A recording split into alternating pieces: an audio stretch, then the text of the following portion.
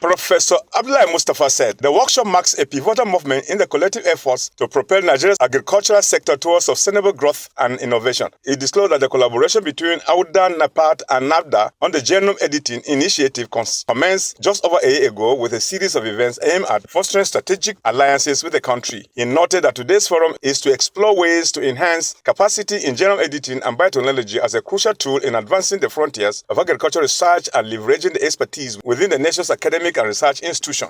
Into the board to understand that whatever they are doing is applicable, is something that they can come out and then go into the industry or form a team or get into research institution to produce what is desired, instead of them to come out of the school and then without them having the prerequisite knowledge of how to handle these researches. But now if they understand that these researches are researches that you can have hands-on skill right from day one. The head and supervisor Auda-Nepad, based in South Africa, Professor Olalekan Akimbo, says genome editing is an emerging technology which requires Nigeria to take active participation in order to catch up with other countries. Professor Akimbo said the 2 days capacity workshop is to ensure that the teaching of genome editing is embedded in the nation's university curriculum. For you to sustain yourself, if your father have left an inheritance for you, you will squander them.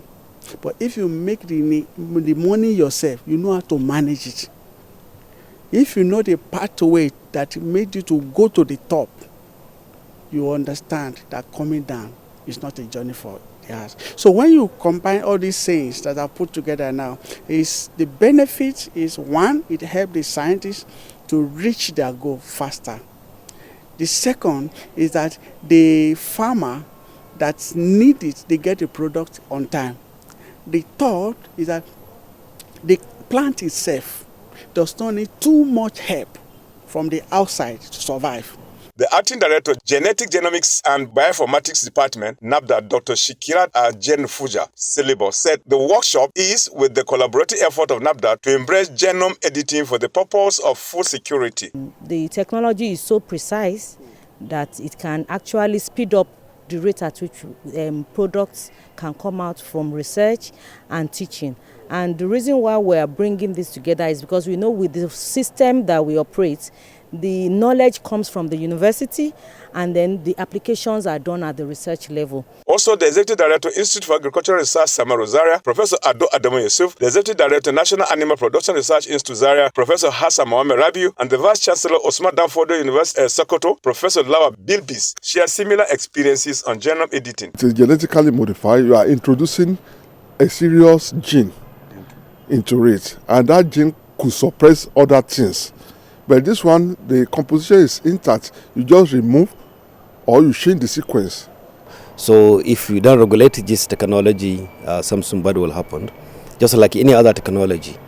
That's an organization established by the Nigerian government to be able to regulate all gene editing technology.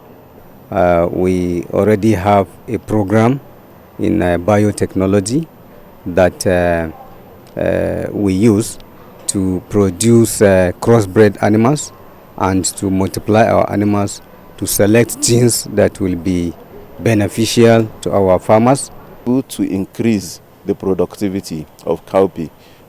In the past, it used to be less than 500 kilograms per hectare. But with this, you can have close to 2 tons per hectare. That's about 400% increase.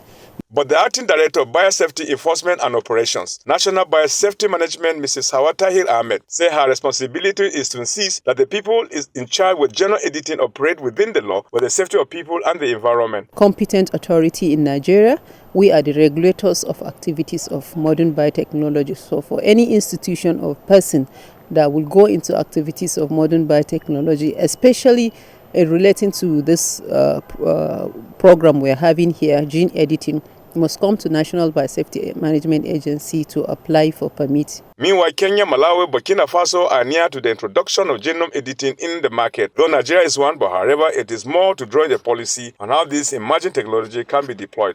Topsy Gimba, ASO Television News.